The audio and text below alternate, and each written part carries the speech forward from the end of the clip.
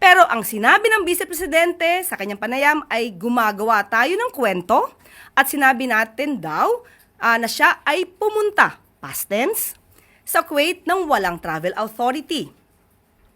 Nag-viral ito at nasabihan pa tayong fake news. Iyan ang naratibo ng iba pang mga sumusuporta sa kanya. Kaya inalam natin kung bakit naging source na naman ng fake news ang Vice Presidente. Dahil inedit pala ang video na tinutukoy niya at pinalabas na ang aking sinabi ay pumunta siya sa Kuwait nang walang inihain na request para sa travel authority. Panoorin po natin muna ang panayam sa Vice Presidente.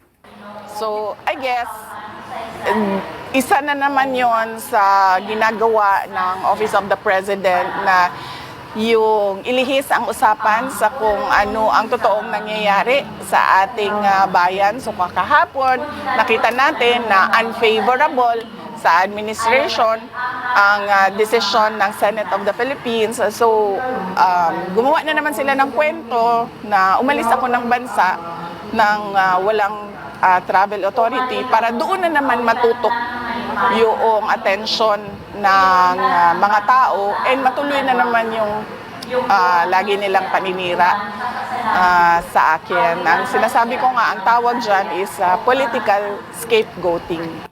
So maliwanag na sinabi ng Vice Presidente na sinabi ko na umalis siya. So past tense, umalis siya papuntang Kuwait ng walang travel authority. Panoorin po natin ang totoong sinabi ko sa briefing. Sa ngayon ay wala po tayong informasyon. Tinawagan po natin ang Office of the Executive Secretary sa ating pagkakaalam at sa ating ibinigay. Ang pinakahuling travel authority na inaibigay sa kanya ay simula July 5 hanggang July 28 kung saan po siya nag-travel papuntang The Netherlands at South Korea. Meron po tayong nabalitaan at ito'y naitanong sa atin na meron daw na balak ang Vice Presidente na pumunta sa Kuwait, no? Sa Kuwait ng August 8. Pero as we speak, wala pa pong naihahain na request for travel authority ang Vice Presidente sa sinasabing pagbabiyahe. Pero ito ang lumabas na edited video na pinapakalat nila laban sa aking sinabi. Panoorin po natin. Sabi niya na gumagawa ang kwento, no? Ang Office of the President, PCO, ay gumagawa ng kwento na sinabi daw natin na siya ay nagbiyahe sa Kuwait. Ang Vice Presidente na pumunta sa Kuwait, no? Sa Kuwait ng August 8.